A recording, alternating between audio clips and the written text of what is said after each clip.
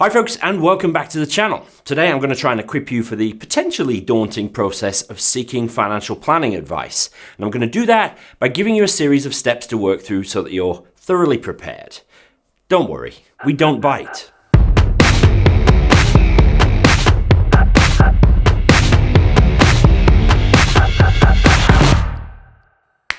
If you're new here, my name is Pete Matthew and I'm a chartered financial planner based in Cornwall in the UK. I've been putting up content here on YouTube for more than 10 years, giving you everything you need to know and everything you need to do to secure your financial future. Now, picking up the phone to a financial advisor and preparing to talk about the most private of subjects to a stranger is a huge deal. As advisors, we often forget just what a big step it is for prospective clients to walk through our doors for the first time. The following checklist will make all the difference, I'm sure. So let's crack on. Don't forget, there's a downloadable PDF of the checklist, which you can get from the Meaningful Money website. There's a link in the description below the video. Okay, step number one, ask yourself, is advice necessary? Most people approach financial advisors at a time of transition. Something has changed that makes them seek advice. Might be an inheritance, sale of a property, lottery win, new child on the way perhaps. But before reaching for the phone or breaking out the web browser to check who is in your area, just take a minute to think about whether you even need to seek advice at all. The way to answer that is to ask another question. Ask yourself, what might you need to do in light of the transition or trigger that is making you seek advice? Might you make some steps on your own first? I think for the most part, you'll be well served seeking advice if you have no interest in learning how to manage your own financial planning and investments. You don't have the time to do it. You perceive that the complexity of your affairs might make it beyond your abilities to handle well, or you're within spitting distance of retirement. In any other circumstances, you can likely save the cost of advice and do it yourself with the help of your favorite financial YouTube channel and its enormous back catalogue of information.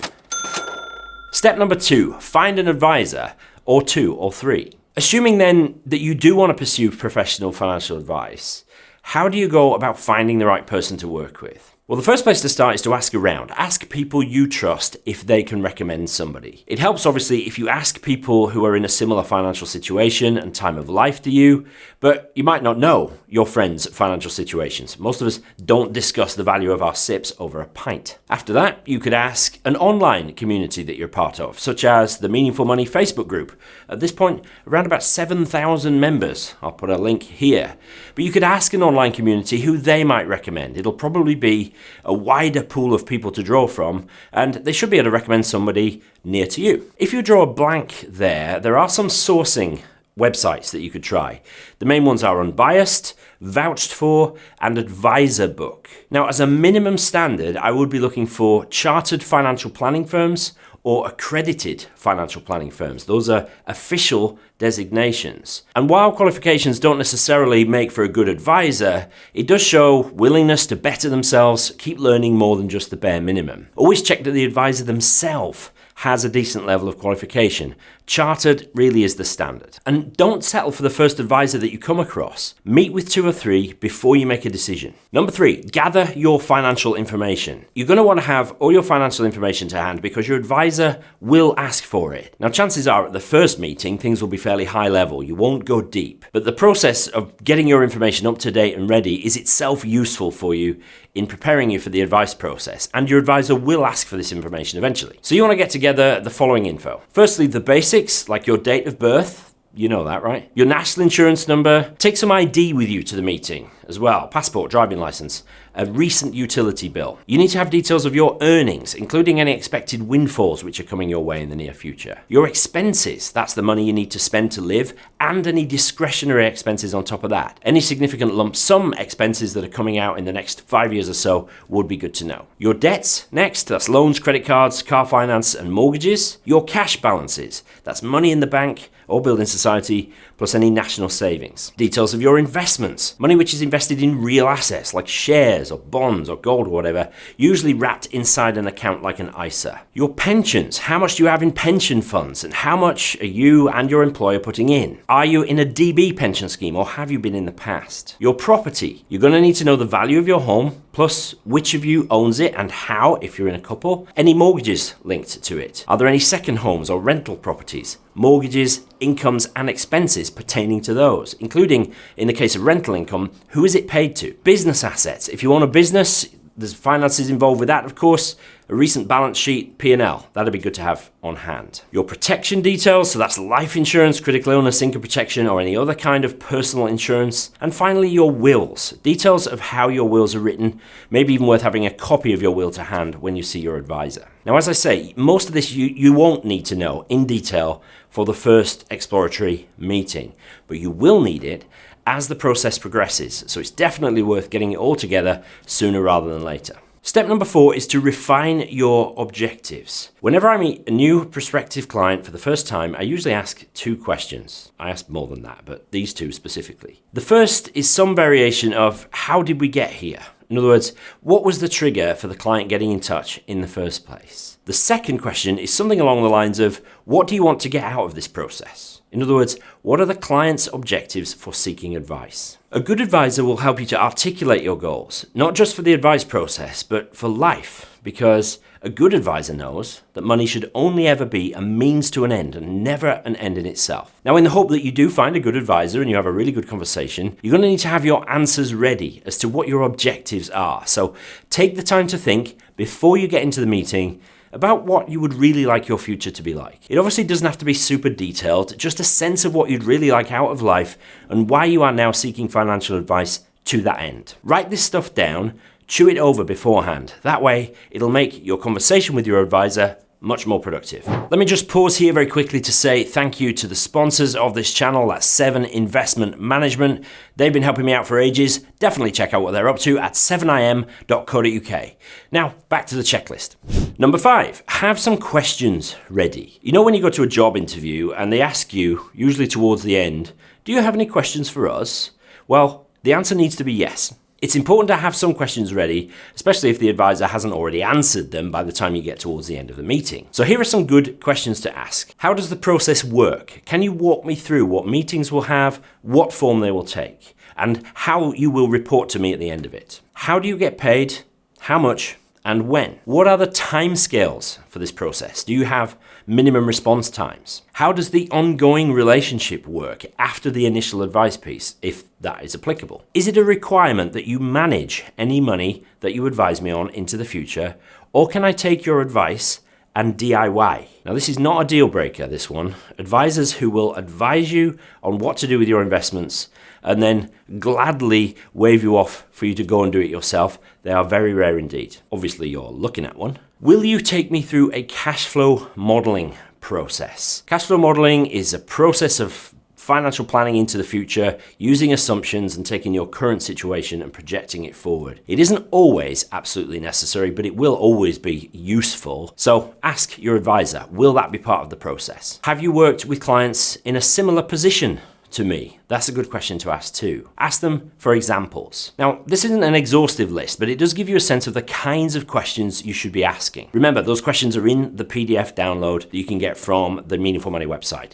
Link in the description. Checklist step number 6 of 7. Watch for the warning signs. Now, I've always believed that you should trust your gut, a considerable gut in my case, whenever you're meeting somebody for the first time. I think there's a lot to be said for the natural sense of whether we like and trust someone. Like and trust, those 2 words are absolute non-negotiables when you are embarking on a relationship with a financial advisor. So we can get a sense of whether we like and trust somebody, but I do think it's too much to ask a layperson about whether they get a sense of whether the advisor is a good one or not. I mean, how can you possibly know that on the strength of one meeting? Well, you can't really, but there are some warning signs that should give you pause if they come up. The first one is mentioning products too early. If your advisor is quick to jump to solutions rather than taking the time to talk about planning, working with you to establish your goals and stuff, be wary. Financial products or solutions are the very last link in the chain. They're not the object of the whole exercise. Planning comes first. Unwillingness or inability to explain financial terms or concepts. This is a really important warning sign. If you're in the meeting and your advisor obfuscates or is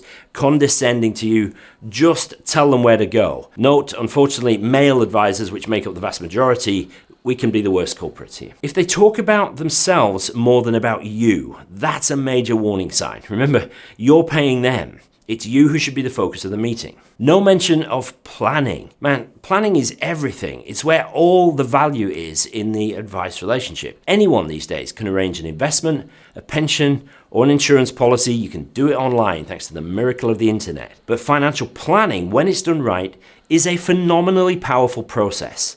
And it need not necessarily lead to any solution at all. Investment expertise. I should put expertise in quotes. Now, it's unlikely, but your chosen advisor may actually be an investing genius. But if the advisor majors on something that they cannot in a million years guarantee, such as future investment performance, that in itself should be a warning sign. Weighting payment towards implementation is something just to watch for. Now, here in the UK, the weight of regulation is skewed towards implementation, the actual arranging of financial products. So it is understandable that many advisors will weight their charging towards that. But the brainwork, the skill is in financial planning. Implementation, as we've said, really can be done by anyone. And I think the fees should be weighted towards planning. So there's a few warning signs there for you to keep in mind as you have your initial meeting with your advisor. And finally, number 7, set expectations and hold your advisor to account. This final point on the checklist really is to set your own expectations for the whole process, agree them with your advisor, and then hold them to account for what they say they're going to do. It's really, really important that you and your advisor are fully on the same page from the start of the process to the end. You should be working towards the same ends and have the same parameters. Now, even if your advisor doesn't ask you for your expectations, give them anyway, ideally in writing, just so that there's no confusion. Tell them what you want out of the process. Obviously, if they don't meet those expectations, then really the whole process is a bust, and I don't think you should be expected to pay the full agreed price for that service. But every advisor has their own terms of business. When you engage with them, those terms will be binding. They are obliged to give you terms of business at the first meeting. So definitely check those over carefully before you sign up. But keep your advisor on their toes. Expect quick but reasonable response times. Demand great service and get a bit shouty if you don't get it. So folks, these checklist points, 7 of them, they will help you to get the most out of the advice process. And I would love to hear what your experiences are if you seek financial advice having consumed this video and taken this information on board. Whether it's good experience or bad, I'd be really interested to know, so leave a comment under the video. And if the advisor, who you go and see, asks you, why are you so prepared? Because believe me, you will be unlike most clients who go to advisors. Well, you know what to tell them. Send them to this video. Couple of comments here. This one from Cleophas on YouTube, who says, thanks Pete, such a terrific explanation. Very easy to understand. You explain this way better and clearer than my lecturer. I wonder what you're studying, Cleophas. This is OICs versus investment trusts and things like that. A video from quite a while ago. Thanks, Cleophas. I'm really glad it was helpful. Maybe send your lecturer to the channel and maybe he or she can learn a thing or two. This one from Mr. Who Am I 57 on YouTube. Great video. One flag though, you didn't specify which ISA. I believe you're referring to a stocks and shares ISA versus a cash or innovative finance ISA. This was the beginner investing checklist. And I basically said that most of us only need 2 accounts, a pension and an ISA.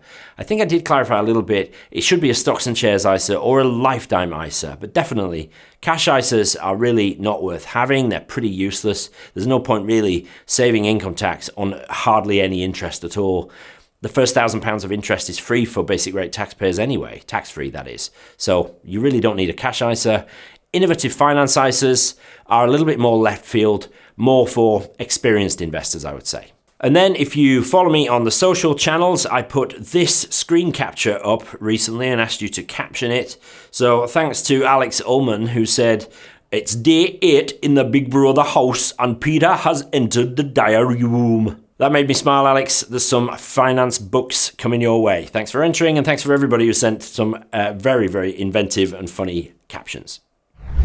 Okay, folks, I hope that was helpful. As I've said a couple of times, you can download a printable version of the checklist from the Meaningful Money website. There's a link under the video here. And if this has been useful at all, please hit the like button. It really, really helps get the channel in front of more people. Subscribe if you're not already, and hit the little bell to get notifications whenever we put up a new video. Thank you in advance for that, and I'll see you in the next video.